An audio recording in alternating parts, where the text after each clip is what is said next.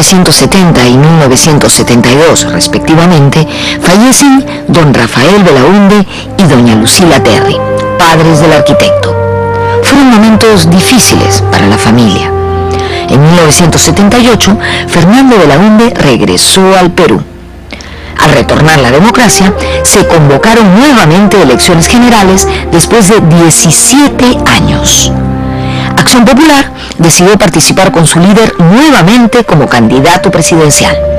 Los aspirantes con mayores probabilidades de éxito eran el arquitecto Belaunde por Acción Popular, el doctor Luis Bedoya Reyes por el PPC y Armando Villanueva por el APRA. Aya de la Torre, el gran rival de las justas electorales de 1963, había fallecido en 1979, luego de ocupar el cargo de presidente de la Asamblea Constituyente. Fernando Belaunde, de 67 años de edad, fue elegido por segunda vez presidente constitucional de la República para el periodo 1980-1985. Una de sus primeras medidas fue reponer en sus cargos a los directivos de los diarios confiscados por la dictadura militar.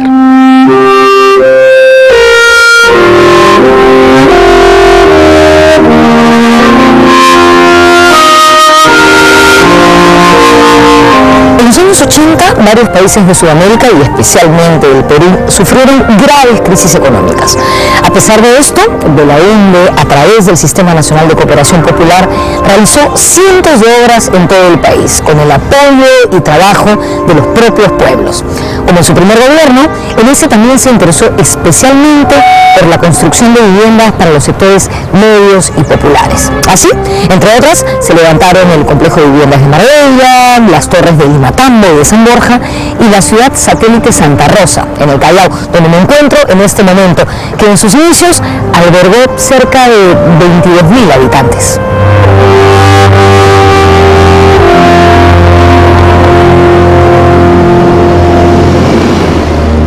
Además, se continuó la construcción de puertos marinos y fluviales, obras de irrigación y la carretera marginal de la selva. Se llama la marginal porque va al margen de la selva, no está dentro de la selva, y está en la zona de ceja de montaña, que es una zona agrícolamente tan poderosa como la costa, pero que necesitaba tener un factor de unión para llevar los productos de un sitio al otro y luego algunos puntos de interconexión. Ese fue su gran plan vial.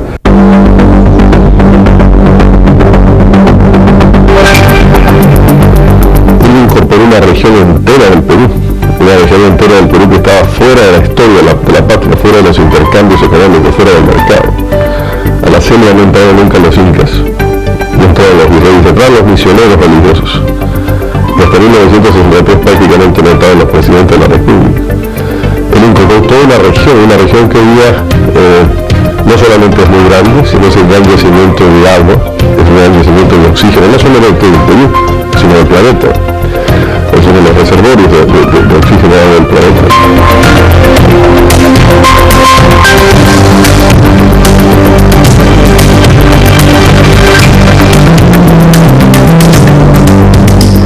En el frente externo, el segundo gobierno de Belaunde tuvo que afrontar un conflicto armado. En enero de 1981, elementos del ejército ecuatoriano instalaron en nuestro territorio un falso poblado ecuatoriano. Es decir, se instalaron allí como si fuera territorio ecuatoriano, sin embargo era territorio peruano, por eso se le llamó el falso Paquilla. Ocurrió el enfrentamiento, las fuerzas del orden expulsaron a los extranjeros. El presidente Belaunde llegó hasta la zona e izó la bandera peruana en el suelo recuperado. En el año 1982, el gobierno de Belaunde apoyó a Argentina en su guerra contra el Reino Unido por el control de las Islas Malvinas. Inicialmente, Belaunde pensaba mediar entre los dos países para evitar llegar al enfrentamiento bélico. Sin embargo, la guerra se desató y el gobierno peruano apoyó a Argentina con aviones y con los temibles misiles Exocet. En el año 1985, cuando el presidente argentino Raúl Alfonsín visitó Lima, condecoró a Belaunde con la máxima distinción de su gobierno por su fraternal ayuda.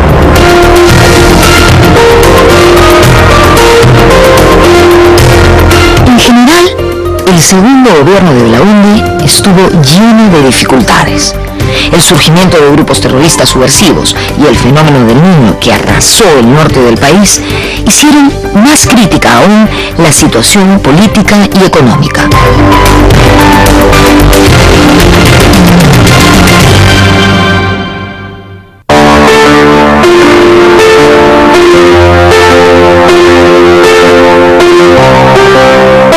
Fue un mundo muy distinto al primer gobierno. El primer gobierno fue un gobierno que hizo muchísimas cosas de un gran ímpetu reformista. Es sin duda el gobierno por el que va a ser recordado Fernando Belaúnde. Y el segundo gobierno venía y se dio cuenta que su tarea fundamental era restaurar la democracia y mantenerla. Tuvo una mala suerte, coincidió con una crisis global, la primera gran crisis global de la deuda, causada por la deuda mexicana en 1982. Aparte de un fenómeno del Niño muy duro, muy pocos meses después, y eso frustró algunas de las vocaciones constructivas que tenía el presidente Belaúnde.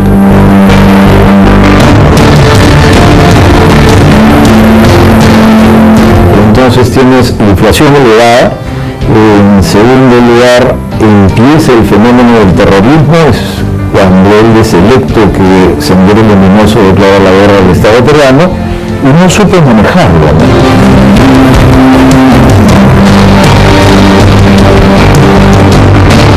Belaúnde terminó su periodo ciertamente enfrentando una crisis de recesión, ¿no? Y al mismo tiempo la crisis del terrorismo, ¿no? Y una crisis de la deuda. ¿Sí? Fue un gobierno que no tuvo las condiciones que tienen hoy, la suerte que tiene este gobierno, que vive un boom exportador, digamos, ¿no?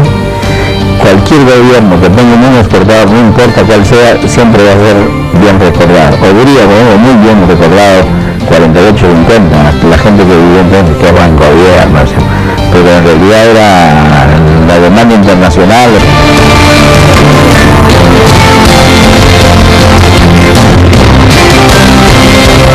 Concluido su segundo mandato, Belaúnde pasó a ser senador vitalicio. En 1988 apoyó la candidatura presidencial de Mario Vargas Llosa, quien fue vencido en las elecciones de 1990 por un prácticamente desconocido Alberto Fujimori. Durante los 11 años del gobierno fujimorista, Belaúnde y Acción Popular mantuvieron una firme actitud de oposición. En el año 2000, ya con 88 años, el arquitecto tuvo el gusto de ver a un miembro de su partido, Valentín Paniagua, asumir la presidencia de la República en un gobierno de transición, luego de la década fujimorista. En los últimos años de su vida, Belaúnde recibió múltiples homenajes que lo reconocían como un profesional destacado y un político de gran trayectoria democrática.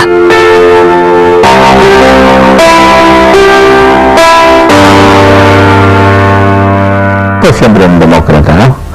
Era un caudillo carismático, pero siempre un hombre que respetó las libertades, que abrió la participación a la gente, ¿no?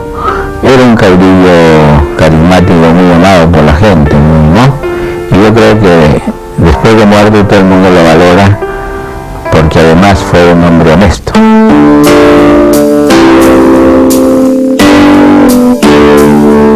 Nadie vivió nunca de que era una persona muy honesta. Vivía en un departamento de clase media, siempre vivió en las mismas condiciones, incluso podemos decir que cuando joven tenía una casa, digamos, más grande, más lujosa, con jardín, y que luego cuando pasó por la presidencia 2 veces se fue a un departamento. Y era una persona entonces que supo servir al país sin servirse de él.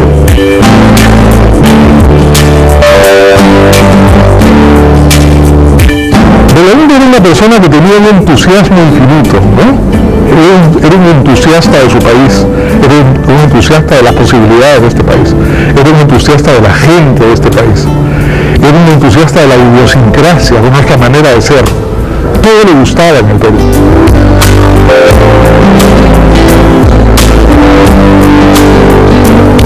En su vejez, mantuvo la sabiduría y las ganas de vivir. Estuvo rodeado del afecto de sus hijos y nietos. Y también lo acompañó siempre su amada esposa, Violeta.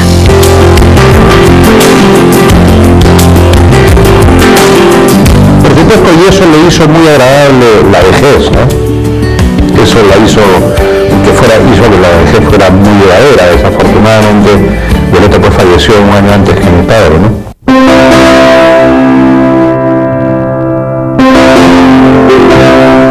En junio del año 2001 falleció Violeta Correa Miller.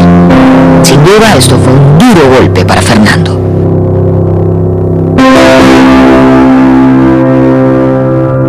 Él estaba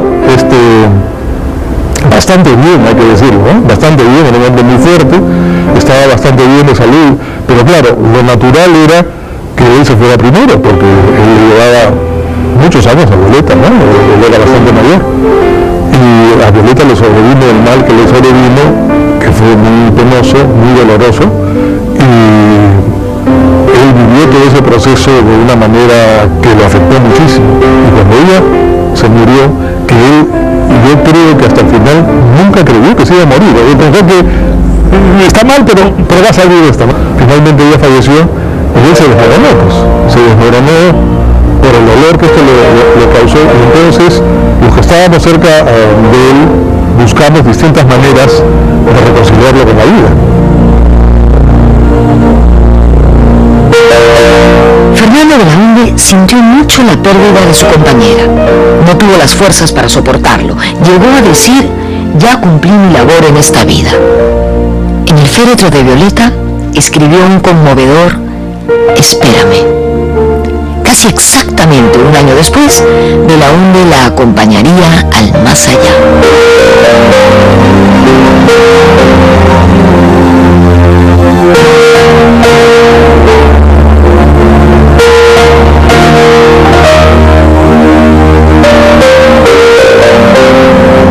Al amanecer del 24 de mayo del año 2002, se supo que Fernando Belaúnde Terry había sufrido un derrame cerebral que le paralizó medio cuerpo y le quitó la capacidad de hablar. Días más tarde, el 4 de junio a las 5:25 de la tarde, fallecía en el hospital de Neoplásicas.